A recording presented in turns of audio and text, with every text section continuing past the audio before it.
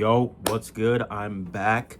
Now, yesterday I got the chance to see I Know What You Did Last Summer early.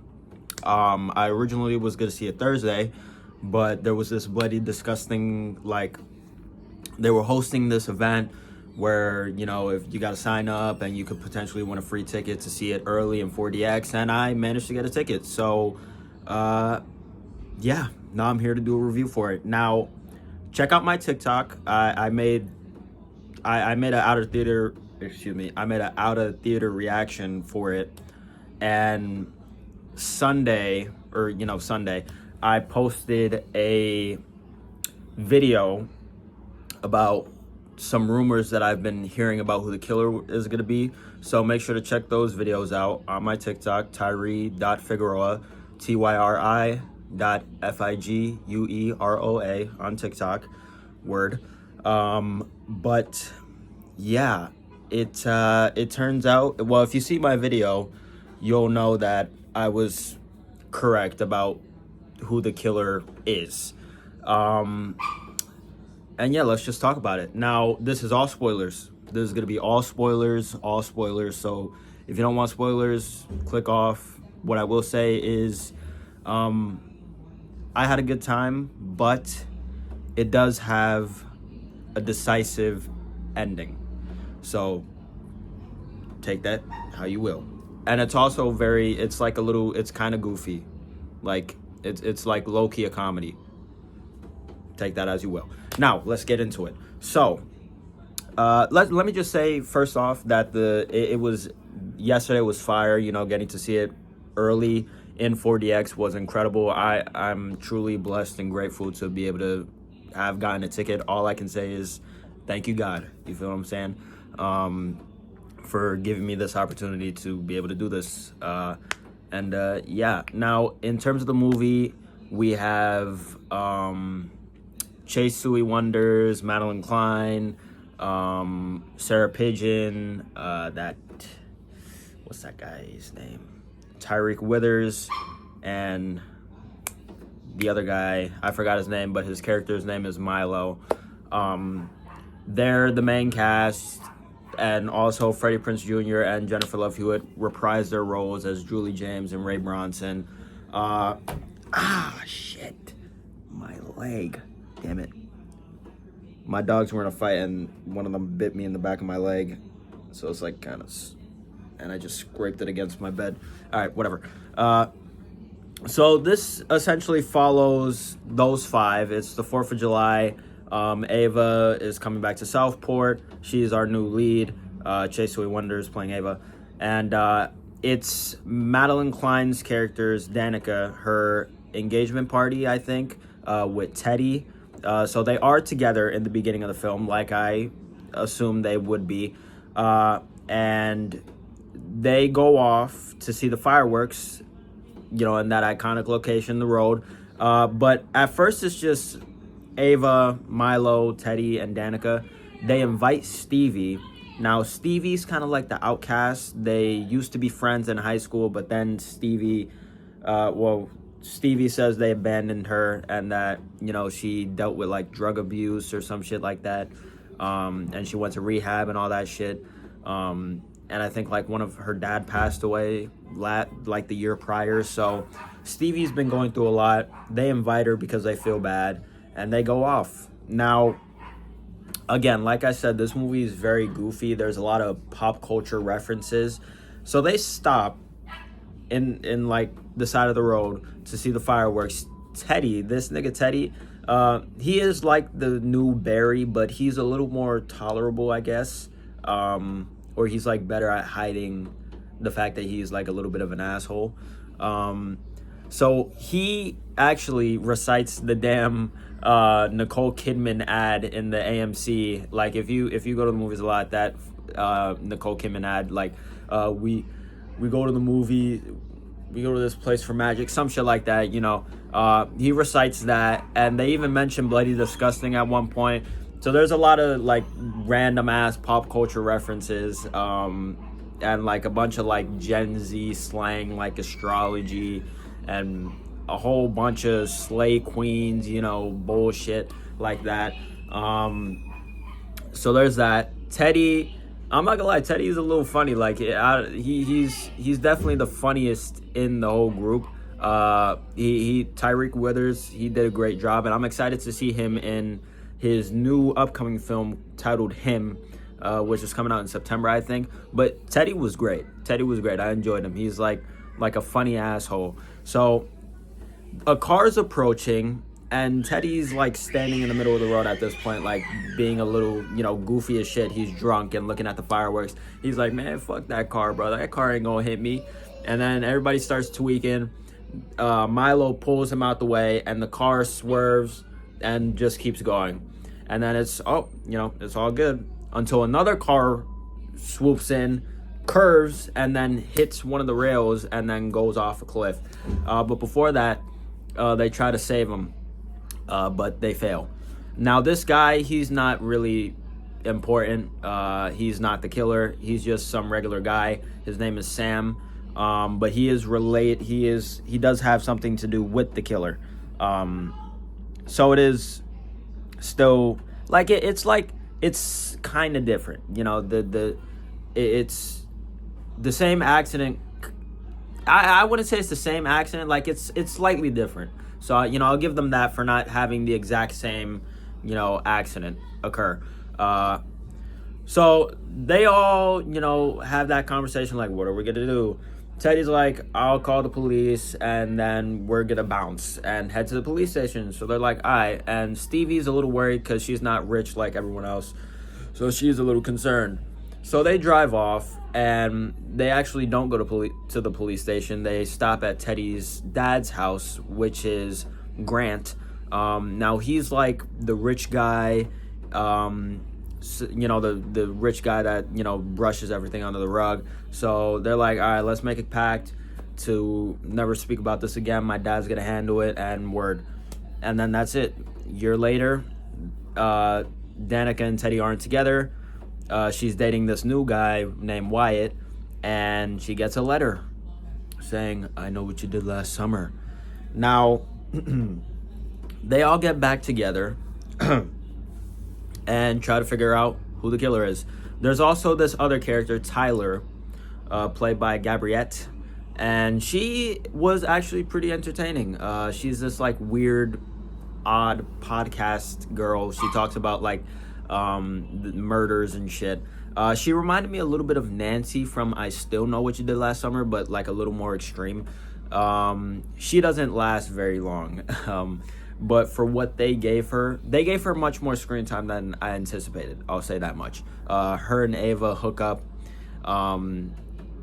when the time skip happens, so there's that. Now, in terms of how they reintroduce Ray, they introduce him at a town hall meeting, and Stevie works at Ray's bar, so they know each other, and Ray made a promise to Stevie's dad that he was going to look after her. Now, a bunch of kills happen. Let's talk about the kills. The kills were brutal, violent, much more gory than the previous two entries, which was great. But I did count the kills. This movie actually has a lower kill count than the I Still Know What You Did Last Summer. I Still Know had 10 kills. This movie had 9 kills, which was a little disappointing, because they kept quite a few people alive. Well, not quite a few, but you know what I mean. Now, let's just talk about the killer, the controversial, divisive ending. So it's revealed that Stevie is the killer. She was in a relationship with Sam, but she didn't know who was in the car at the moment. And Sam was there. He helped her during her her episodes and the addiction and shit, when her friends, quote unquote friends, Ava, Danica, and all them, abandoned her. And at first I'm like, okay, Stevie the killer, great, let's keep it at that. I'm fine, whatever, word. And this is after everyone dies, like pretty much everyone. Milo, Teddy, Wyatt gets killed, Gabriette gets killed, a random cemetery worker gets killed, who else? Teddy's dad, Grant, gets killed, and there's another person that gets killed. Who is it? It's Pastor Judah, who is like a red herring. He's not really important, but they all get killed. They're all dead. Stevie is revealed to be the killer, and she stabs Danica, throws her off the boat that they're in, and Ray pulls up, shoots Stevie. She falls in the water, presumably dead. So is Danica, presumably dead. And Ray and Ava go back to his bar. It's revealed that Ray's the killer. Ray's the other killer, which I did guess that there would be two killers this time around, but I wasn't I was anticipating it, but throughout the whole movie, I'm like, please don't let this be true. Please don't let this be true, because throughout the whole movie, there's like little hints. Like at one point, when Julie's visiting, when Ava's visiting Julie, they show a picture of her, Helen, and Barry, but Ray's not in the picture. That's one clue. Julie talks about how trauma can change a person. That's another clue. And Ray and Julie are no longer together. They were married, but they got divorced, which I guess was another clue. Now, this movie, I will say, it's bold. It's bold for making a previous survivor a killer. You know, this is essentially what Scream 6 would have been like if they went with Kirby being the killer. Thankfully, they didn't. But it was a big swing. Now, I feel like if I'm glad that I saw that, the rumors beforehand and made that video about it, because I feel like it made the impact less hard. Because if I would have went into this shit blind without knowing nothing at all, I feel like I would have been more hurt by it. Now, I'm not upset that Ray's the killer. I'm just a little hurt. You feel what I'm saying? Because I recently just got I Know and I Still Know on 4K, and I watched them recently, so they're fresh in my mind. And after seeing everything that Ray and Julie have been to, especially in the second one, because I preferred the second one, it hurt.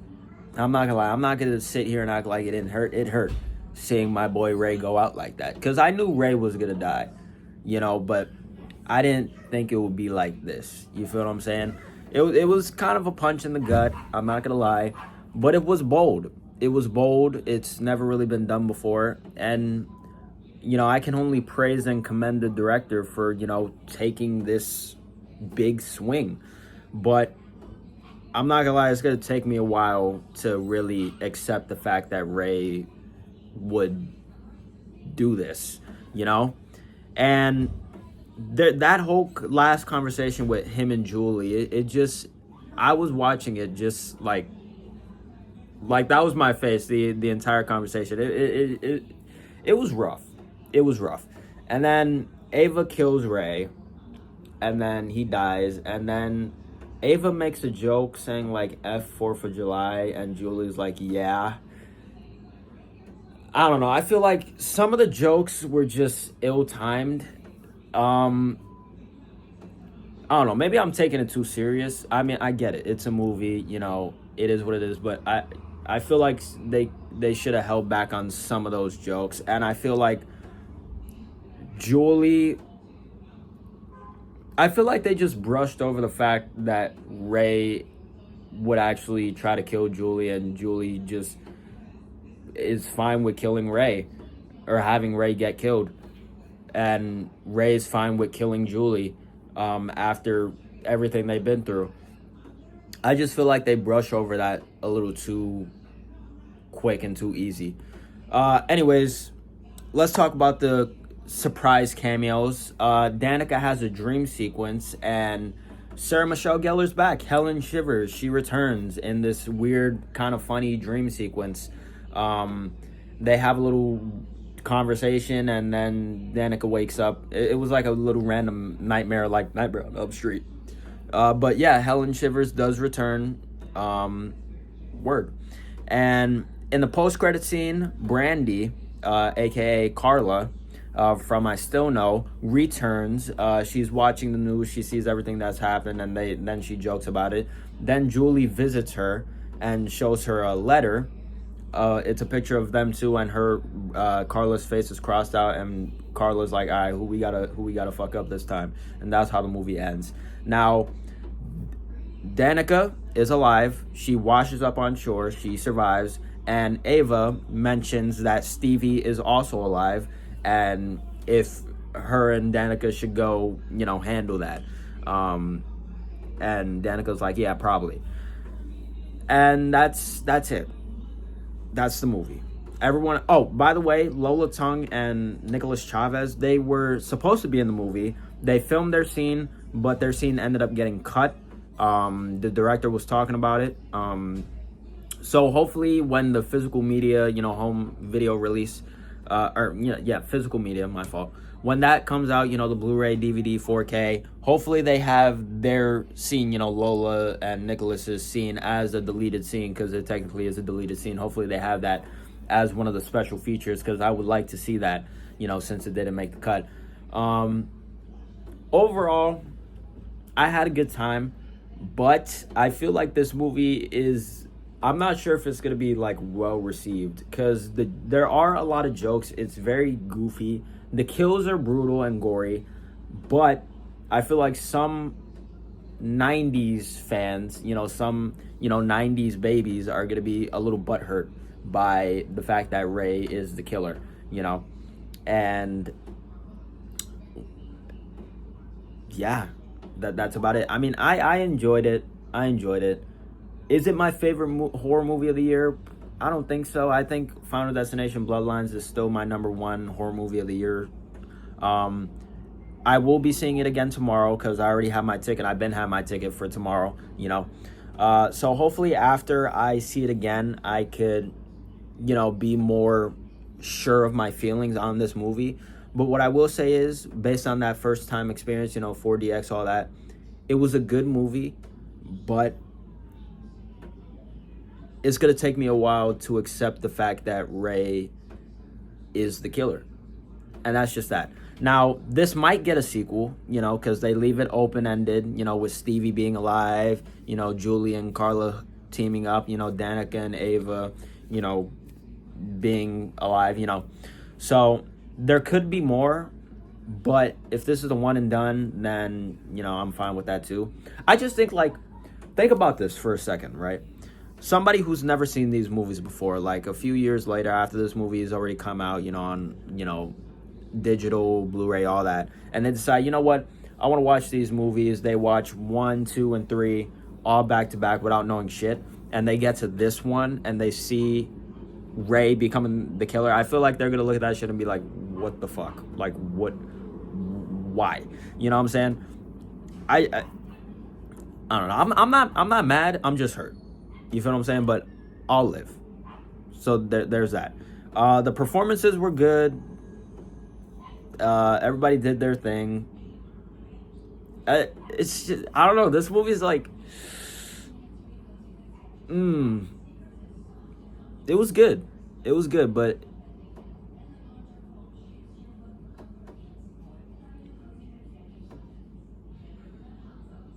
I don't know, man. Something about it was just a little off for me. But maybe after a second viewing, I'll be all right with it. You feel what I'm saying? But yeah, that's it. I'm sorry. I feel like this video was very all over the place. I just wanted to get all my thoughts out, all my feelings out there. Is there anything else I want to talk about?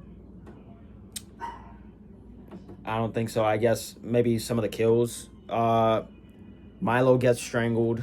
Tyler gets hung. Wyatt, we already see his kill in the trailer, so there's that. Teddy has a fight with the killer, and he wins the fight at one point, and then he spits on the killer, and then he just runs off. I don't know why Teddy didn't double tap the killer right then and there in that moment, because he was already injured, but he just decides to run off and lose more HP to the point where he's crawling on the floor. So I don't know, that kind of annoyed me a little bit. But that's really about it. That was just a little random nitpick. I'm sorry. What I will say is the fishermen themselves, like there's a slightly different design. He's wearing like a little mask and like gloves to, you know, hide the identity better, which I will say was a good idea, was a good call. This nigga, the fisherman, he dead ass just be like this nigga, he's like Jason, bruh. He just spawns in. Like there's so many shots in the movie where he's not there and then he's just there. And then a character is like, oh shit. You know what I'm saying? There's a few jump scares. None of them really got me, which was great. But like every time there was like a jump scare, like the seat would move, so it's like, you know. But yeah, that nigga the fisherman was a force of nature in this movie. He was intimidating every step. Doom, doom, doom. And that nigga, he I'm pretty sure he has teleportation skills because he was just spawning in places. But word, that's it. This has been my review for I Know What You Did Last Summer. This was like my last, this was my most anticipated movie of the year. Did it deliver? For the most part, yeah. But there are a few things that I wish were like slightly different. But that's okay. You feel what I'm saying? It's fine. Yeah, man, that's it. This has been my review for I Know What You Did Last Summer. Go check it out. Get your own opinion on it. Check out my TikTok to see my 2 videos on it. And yeah, I'm the Hero Light Legend, Tyree Figueroa, signing out. Peace.